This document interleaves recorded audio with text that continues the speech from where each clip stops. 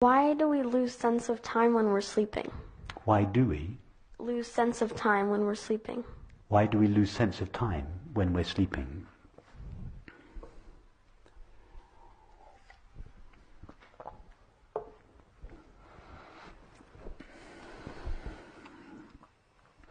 Try now. You understand what I mean by now. Yeah? And if we represent the past, we could imagine that the past is like a vast space that extends endlessly behind the now, and that the future is a vast space that extends indefinitely in front of the now. Yes? And the distance between the past and the future is what we call time. Yes? Or the distance between two events in the past or the future. So now let's explore time, the past and the future.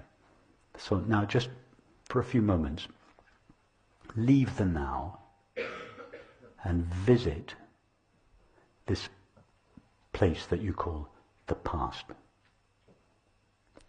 When I say visit it, I don't mean just think about it or imagine it, because if you think about it, say you take the image of breakfast this morning. That image doesn't take place in the past. That image takes place now. So I don't mean just think about the past or imagine the past. I mean go there. Leave the now, just step out of the now and go into the past. That's not possible. Okay. Because if I try to step into the past, that effort is happening now. Exactly. So can anyone here, just while we're discussing, can anyone here step out of the past and just step out of the now and visit the past, just for a few moments? No.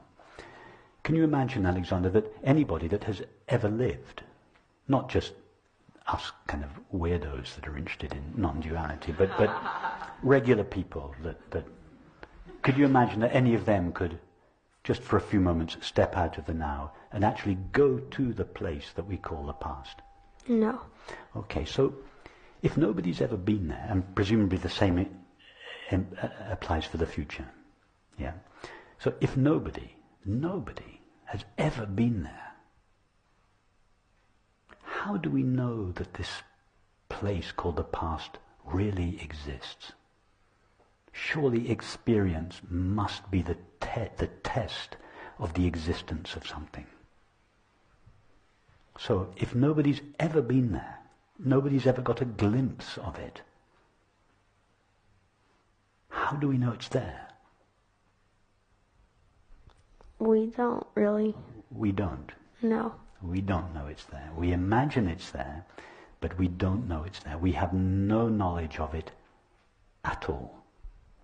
Could it be that it's not there? Yes. And wouldn't that be in line with our experience? In other words, could it be that the past and the future don't exist in the way that our minds imagine them? Yes. After all, have you ever experienced anything apart from now? No. And how many nows have you experienced in your life? Or let's just take today. How many nows have you experienced today? That's a trick question. One. One. Yeah, so all your life, you're only going to experience one now. Yeah? Yes. And that now, we've already discovered that, contrary to popular belief, the now is not this fraction of a moment sandwiched between these two vast spaces of the past and future. The vast spaces of the past and future aren't there. So now is not a moment in time. We normally think that the now is moving slowly through time. Yeah? How fast is the now moving through time in your experience? It's another trick question. It's not moving. It's not moving. It's not going anywhere. It hasn't come from anywhere, and it's not going anywhere.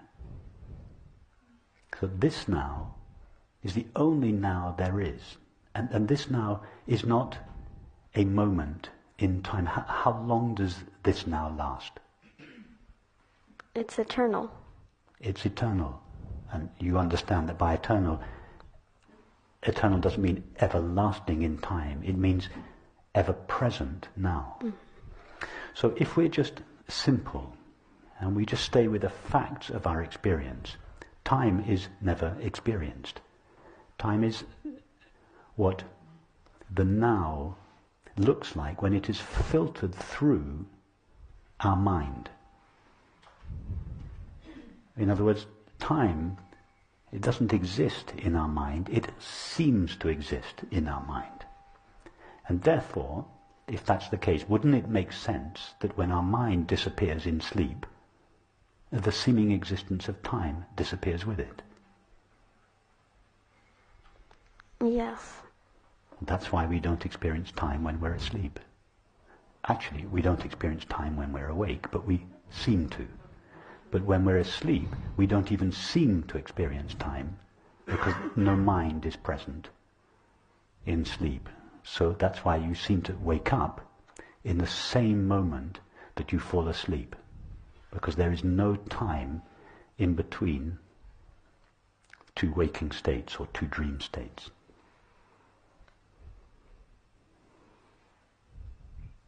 Okay. That's confusing, but it makes sense. It's confusing, but it makes sense. No, it's confusing, but it makes sense. It's confusing, but it makes sense. Yes. Yes, it's... Exactly.